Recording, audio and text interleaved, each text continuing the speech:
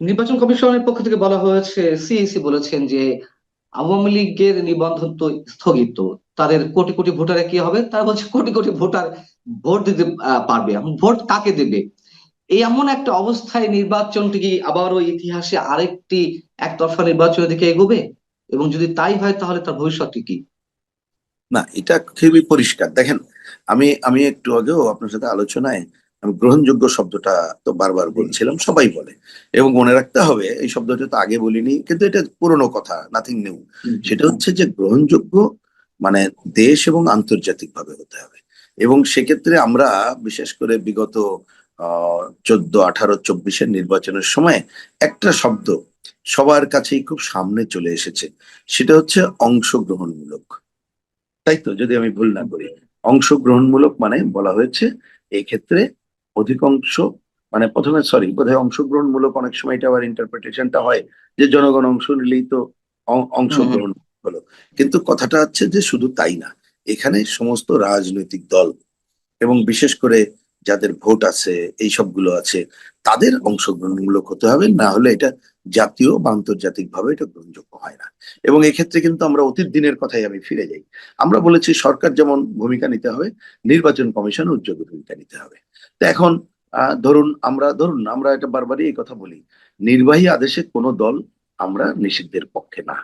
হ্যাঁ, যদি আইনগত পজিশনে কোনো কিছু হয়, সেটা তখন বিবেচনা করা যাবে।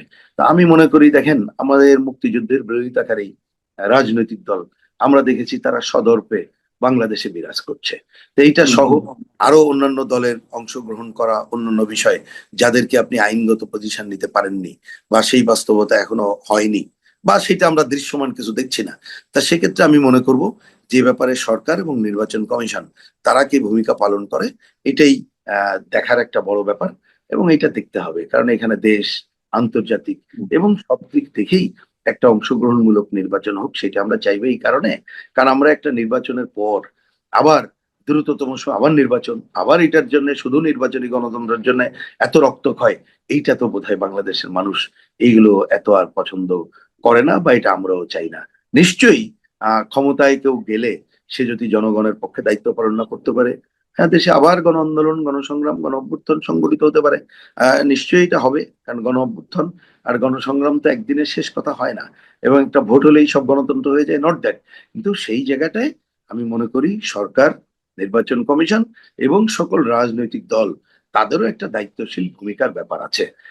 একটু হচ্ছে যে আপনার ঘোষণাপত্রের অনুষ্ঠান বয়কট করলেন কেন? প্রথম কথা, ঘোষণাপত্র অনুষ্ঠানে আমাদেরকে আমন্ত্রণ জানানো হয়েছিল, একাধিকবার ফোনে কথা বলা হয়েছিল, কার্ড দেওয়া হয়েছিল।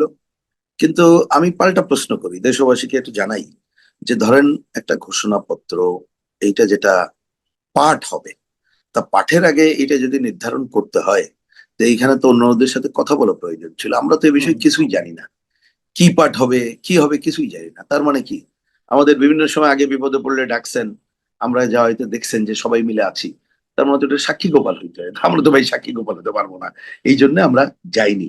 এবং আমি তো পরে যেটা দেখলাম, তাতে যেভাবে এখানে কথাবার্তা বিবৃত করা হয়েছে, তা সেইটার বহু কিছু ইতিহাস বিকৃতি, বহু কিছু সাংঘর্ষিক, বহু কিছু বাস্তবতার সাথে মিল নাই, বহু কিছু আমাদের কাছে মনে হয়েছে এটা যথাযথ। এটা পরের কথা বললাম, তা সেটা নিয়ে আমি মূল্যায়ন করছি না এখন। কিন্তু ওই কারণে যাইনি যে এটা আমাদের সাথে কথা বলে করেনি, কারণ এইখানে গেলেই এইটা পুরো দায়িত্ব নিতে হয়। তা সেটা নেওয়ার মতো বাস্তব পরিস্থিতি ওনারা তৈরি করতে পারেননি, এই জন্য এখানে আমরা যাইনি। আরেকটি প্রশ্ন, সবশেষ প্রশ্ন। আপনারা ঐকমত্য কমিশনের বৈঠক, সর্বশেষ যে বৈঠকটা হয়েছিল সেখান থেকে ওয়াক আউট করেছিলেন, বয়কট করেছিলেন সভা। আহ, এবং নিশ্চয়ই অনেক ধরনের বিতর্কিত কাজ চলছে বিধায় বয়কট করেছিলেন। আবারও কি ফিরে যাবেন কিনা, বা এই ঐকমত্য কমিশনের বৈঠকের ভবিষ্যৎটা কি, যদি 1 মিনিট একটু বলতেন। না, আমি ভবিষ্যৎ তো ঠিক আজকে আমি বলতে পারবো না। এটা জি। আপনাদের পদক্ষেপের উপরে নির্ভর করে। দুইটাই, আপনার দুই প্রশ্নের একই উত্তর, যে জি। আমরা ফিরে যাব কিনা ওনাদের পদক্ষেপের উপর নির্ভর করবে। এটা ভবিষ্যৎ কি ওনাদের পদক্ষেপের উপর নির্ভর করবে।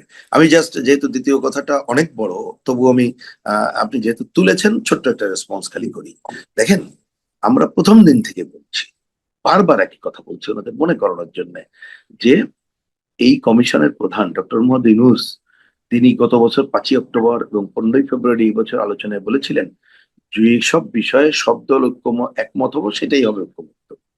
হুম, এখন ওনারা নতুন একটা তরিকা শুরু করলেন নোট অফ ডিসেন্ট দিয়ে ঐক্যমত্য। তা আমরা তারপরেও বললাম যে কেউ যদি নোট অফ ডিসেন্ট দিয়ে মেনে নেয় আমরা তো আর জোরাজুরি করতে পারবো না, কিন্তু কতগুলো আদর্শিক বিষয় আছে। এখানে তো যদি 30টা দল বলেন তো 30 আদর্শ, এটা তো ঐক্য হবে না। হুম, তাহলে তো ওই সব দল বাদ দিয়ে আপনার মত গ্রহণ করতে হয়, তা সেটা তো গণতন্ত্র হয় না। সুতরাং আদর্শের বিষয়ে ঐক্যমত্য করার চেষ্টা করবেন না। ওনারা যদি এখনো ওই পথ থেকে সরে না আসেন তাহলে আমি জানি না এর ভবিষ্যৎ কি হবে। আর আমাদের কথা পরিষ্কার, যখন আমরা বেরিয়ে এলাম আমরা দেখলাম প্রথম দিন তারা আমাদের মুক্তিযুদ্ধের মধ্য দিয়ে অর্জিত 4 মূলনীতিতে হাত দিয়েছে। এবং আপনারা জানেন এর মধ্যে অনেকে আছে তারা সংবিধান রিরাইট করতে চেয়েছে, অনেকে আছে মুক্তিযুদ্ধকে 47 দিয়ে পুনর্স্থাপিত করতে চেয়েছে। মানে এদের উদ্দেশ্য নিয়েই তো নানা প্রশ্ন রয়ে গেছে, শুধু মুখে না। আপনি সংবিধান সংস্কার কমিটি যে রাইট আপটা করেছে এটা পড়েও দেখতে পারেন, এই আলোচনাগুলো আরো সামনে আসতে হবে। যাই হোক, তা সেই জায়গায় ওনারা আমাদের কথা না শুনে শেষে যখন আমাদের 4 মূলনীতিকেও আমাদের বিবেচনায় যে কথার মার প্যাচে, সময়ের মার প্যাচে, লেখনের মার প্যাচে আমরা যেটা বুঝেছি যে ডিফ্যাক্টো আমাদেরকে যেন সবাই মিলে প্রায় একমত হচ্ছি, যাচ্ছে 4 মূলনীতি বিষয় যা হয় থাকুক, আকাশে উড়াই দিলাম শব্দটা আমি ওই দিন বলেছে বলে বলি, আমরা পরিষ্কার করে বুঝেছি। তাহলে এই অবস্থা বহাল থাকলে আমরা এটাকে পুরোপুরি বর্জন করলাম। এখন যদি ওনারা এই পথ থেকে ফিরে না আসে তাহলে আপনি বলেন ফিরে যাওয়ার কি কোনো সুযোগ কি আর আছে? মোটেই না।